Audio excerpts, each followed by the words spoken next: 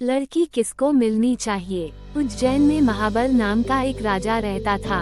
उसके हरिदास नाम का एक दूत था जिसके महादेवी नाम की बड़ी सुंदर कन्या थी। जब वह विवाह योग्य हुई तो हरिदास को बहुत चिंता होने लगी। इसी बीच राजा ने उसे एक दूसरे राजा के पास भेजा। कई दिन चलकर हरिदास वहां पहुंचा। राजा ने उसे बड़ी अच्छी तरह से रखा। एक दिन एक ब्राह्मण हरिदास के पास आया। बोला, तुम अपनी लड़की मुझे दे दो। हरिदास ने कहा, मैं अपनी लड़की उसे दूंगा जिसमें सब गुण होंगे। ब्राह्मण ने कहा, मेरे पास एक ऐसा रथ है जिस पर बैठकर जहाँ चाहो घड़ी भर में पहुँच जाओगे। हरिदास बोला, ठीक है, सवेरे उसे ले आना। अगले दिन दोनों रथ पर बैठकर उज्जैन आ पहुँचे। दैवयोग से उससे पहले हरिदास का लड़का अपनी बहन को किसी दूसरे को और हरिदास की स्त्री अपनी लड़की को किसी तीसरे को देने का वादा कर चुकी थी। इस तरह 3 वर इकट्ठे हो गए। हरिदास सोचने लगा कि कन्या एक है, वह 3 है, क्या करे। इसी बीच एक राक्षस आया और कन्या को उठाकर विंध्याचल पहाड़ पर ले गया। तीनों वरों में एक ज्ञानी था।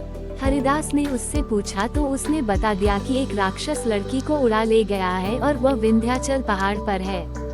दूसरे ने कहा, मेरे रथ पर बैठकर चलो, जरा सी देरी में वहां पहुंच जाएंगे।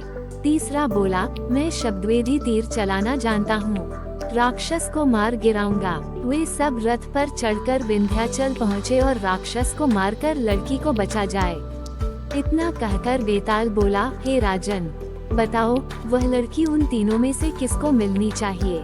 राजा ने कहा, जिसने राक्षस को मारा उसको मिलनी चाहिए, क्योंकि असली वीरता तो उसी ने दिखाई, बाकी 2 ने तो मदद की।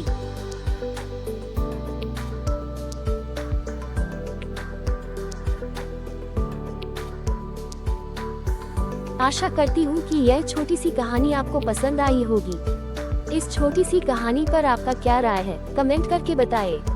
कहानी पसंद आई है तो लाइक, शेयर एंड सब्सक्राइब करना मत भूलिए। चैनल में नया है तो सब्सक्राइब करना मत भूलिए। कहानी सुनने के लिए आपका बहुत बहुत धन्यवाद। जय हिंद।